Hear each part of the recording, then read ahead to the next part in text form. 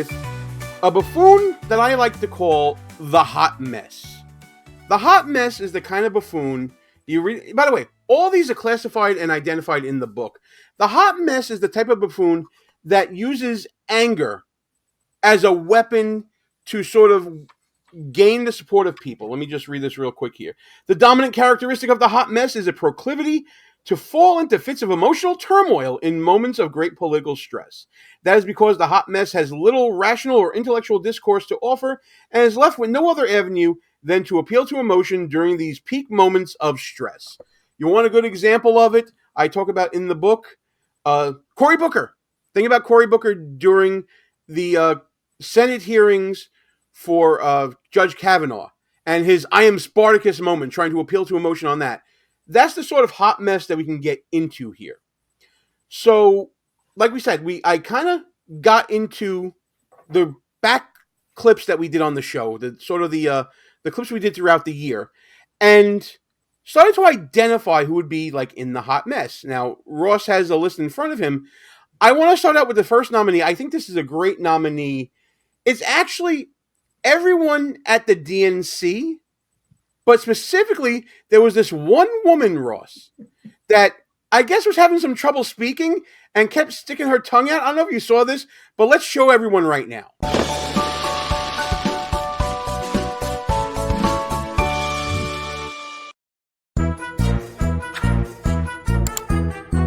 Are you ready to elect Kamala Harris, the first president of the United States? The first what? On page 535, it says, quote, Did anyone else see that? page 873, it says, quote, There it is again. Donald Trump would be able to weaponize the Department of Justice to go after his political opponents. Women are not without electoral.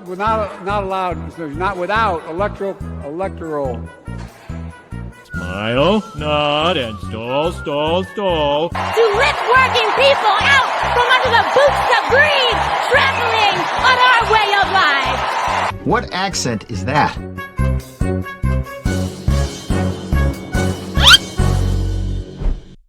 We actually hit on a bunch of nominees. I didn't even realize that in going back in the clips. But her name was Mallory McMorrow. I thought she was kind of the poster child for the DNC, but we got AOC in there. We got Nancy Pelosi in there. Kathy Hochul. You hear about Hochul and Pelosi later on as our nominees. But do you remember all that? That was just day one, Ross, from the DNC. Yeah, I saw it in real time. That I watched a little bit of it earlier today again. Who is she again? Like, I forgot. Like, what is her claim to fame? Is she like a local politician? I believe she's a state senator from Michigan. And her name is Mallory McMorrow. Yeah. And I don't know if she just didn't have anything to drink that before going up to the podium, or what the hell was going on there. But if it's a nervous tick, I kind of feel bad. But it's never been explained, and the mystery of it leaves me very intrigued. I mean, you don't want to hear these types of things on this show. Reptilian. I'll just leave it there. No. I'm just going to leave it there. If you know, you know. Reptilian. But when we talk about the appeal to emotion, AOC kind of typifies that from the DNC with her speech and the changing of her accent in mid-speech there. Conventions are all about emotion, right? It felt like that this particular DNC really stretched that emotional hijack to the breaking point, because and I think the election bore this out.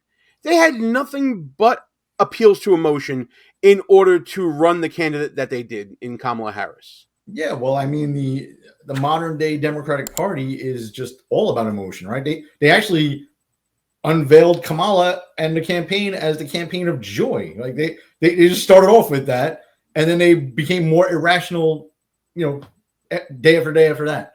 And so you see a reptilian literally licking her lips every 2 seconds, people crying on the stage, people hysterical about something called Project 2025, which is the plan, by the way. But Oh, by the way, we have our first super chat of the evening, pal, from our friend Christie, because of the glitter background. buffoon. That's old Gene Birdelli. I voted against the glitter, but that was old Gene. Good job, Gene. You love. You know what? You give the people what they want. You know what they want. Listen, the glitter just made this show profitable. All right? So bow down to the glitter. Another nominee for the hot mess, and this one kind of pains me a little bit. Marjorie Taylor Greene. Well, I mean, you are a habitual 11th commandment, violator. Thou shalt not speak ill of any fellow Republican. Yes, but absolutely. I think MTG definitely can be in the bracket. I don't know how far she's going to go in this. And that's the thing. MTG is a hot mess. I mean, we give people the choice. We give people choices. If they want to vote for her, they vote for her. So be it. Little do they know that our votes are really the ones that matter. But speaking of the voting, the way you vote is if you're live with us watching right now, you let us know in the chat who you think should be the hot mess or any of the other categories we have going forward.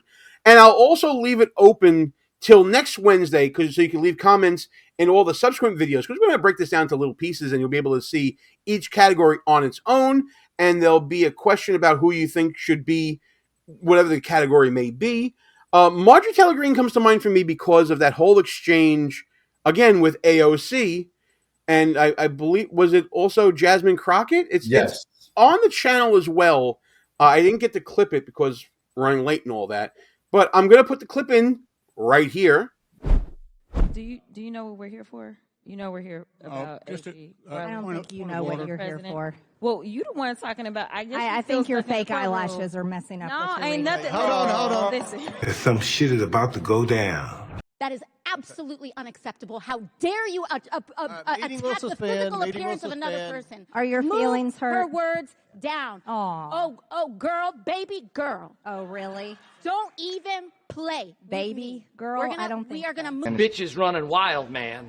Miss Greene agrees to strike her words. Get back to work. Get back to work. I believe she should apologize. No. She should apologize. Okay, hold on. I'm not apologizing. Well, then okay, reserve the right to object. I am not apologizing. And when you see the clip now, you'll understand what I'm talking about. The oh girl, baby girl from AOC, and Marjorie Taylor Greene talking about, I think, fake eyelashes or something like that. And it was a spectacle. It was a 3-ring freaking circus is what it was. Yeah, and a lot of us had fun with something called Q a few years ago, but MTG, I think, actually believed it and drank the Kool-Aid a little bit on that. So you think so, really? Or are you just playing around? There's no tell. Look, I wouldn't want to mess around with MTG. She'll knock you out. Representative Marjorie Taylor Greene from Georgia. She's a strong woman in a physical sense. But she's nuts. I mean, she's definitely nuts. Whether it's hot mess or crazy bracket, she definitely earned a spot. I think so too. And I'm about to go after another Republican, Christie, man. During the debate season in the primaries, Christie was just the villain of the story, and he was going at Donald Trump and Vivek Ramaswamy. I think at one point he said that he hoped that Trump and Ramaswamy both ended up unalived at some point. Flashback. And I will tell you that, with the exception of Ramaswamy, I would have preferred any of those people over Trump. Ramaswamy and Trump, I would have hoped for a death match where they both die. A literal death match. Where they both die. End of flashback. He sort of relished that role of being a villain and appealing to that emotion that is out there in the never Trump community. And look where it got him. It got him absolutely freaking nowhere. Yeah, and I like Christie in this competition a lot. Some of these nominees have real staying power, and Christie has that staying power. He's been a buffoon for quite a while, right? And he's been a big, fat, hot mess for a while, too. For those of you guys in the tri-state area, you probably remember during COVID, Christie closed down the beaches in New Jersey, and his big ass was seen on the beach with his family. Bridgegate, where he purposely closed lanes on the George Washington Bridge, which led to a whole bunch of stuff. And then his insane Trump derangement syndrome, TDS, over the last year and a half was on full display, right? This guy was overly emotional. He's definitely not a Republican. I don't know what he is, but he's a hot mess for sure. I agree with that. That's why he's in the running for the hot mess for Buffoon of the Year. By the way, folks, the way we're going to do this as well is once we get every category filled, and that'll be probably by around Christmas time, somewhere around there. We're going to get together sometime between Christmas and New Year's. It's definitely not going to be on Wednesday because I think Christmas falls on a Wednesday. And we're going to debate it out about who is the overall Buffoon of the Year from all the categories that we're seeing right now. If a buffoon that we all know passed away during the year, should they still get nominated?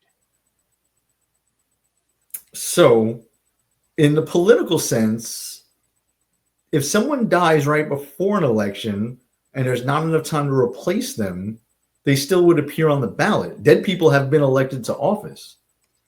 So yeah. I say they stay. Okay. So I think it's also a fitting tribute, a nice send-off to a perennial buffoon. And I got to say, this one makes me a little melancholy because Sheila Jackson Lee was the first buffoon we identified after the show returned with This Week in Dumbmocracy back in the end of June of last year.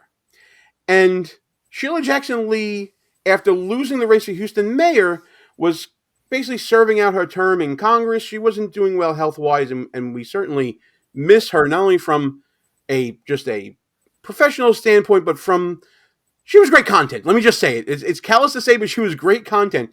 And one of my favorite clips is this one right here.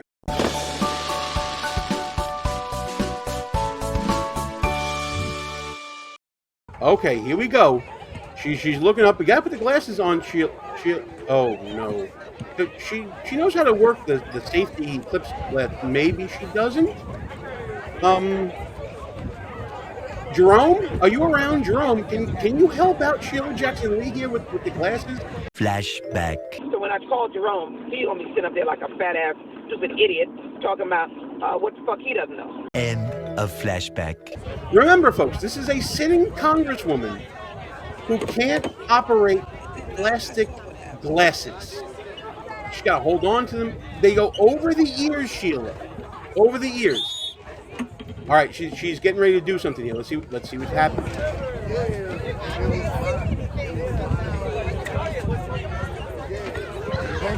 Just act like you can see.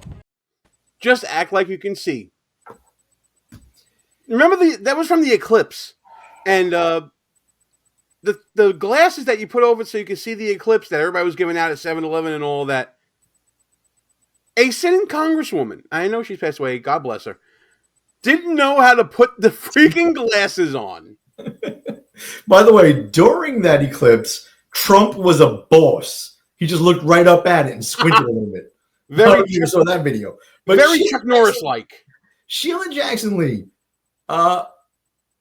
obviously from the video, and we could spend 3 hours on her. A hot mess, right? Utterly unqualified to be in the United States Congress. I mean, that's clear. I don't even want to say she's uneducated because the left does have degrees from institutions. So they're educated, but you're just not smart.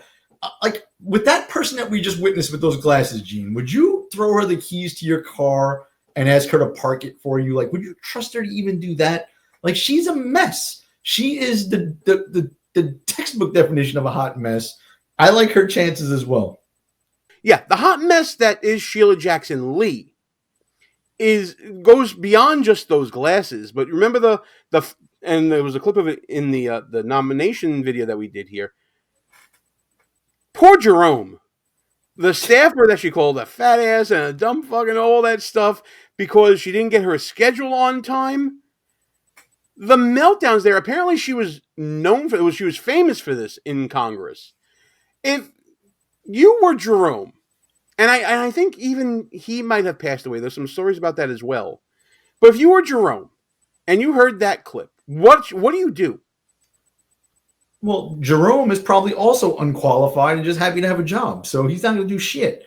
You you were real nice, like, God rest her soul and all. F her. She was an evil bitch. I could care less about her, and I hope she's rotting in hell. It's a little harsh. So those are, I believe, the 4 nominees I have for Hot Mess Pal. Do you want to add any others? No, I'm going to reserve my right to inject anyone till later on in the process when it won't matter anymore. Ooh, that sounds kinky. All right, so listen, I'll leave it open for you to the end of the show. By the way, if you're in the chat right now, if you're watching this on replay, or if you're watching the clip that I'm going to make of this show, let us know in the comments. Do you want to pick any of those nominees for the Hot Mess? Are you interested in picking someone else? We'll listen to all nominees, and by the way, this isn't like every other election. If you want to stuff the ballot box, and you want to just keep commenting over and over again, or get your friends involved and get them to do it, vote early, vote often is the motto here for Buffoon of the Year.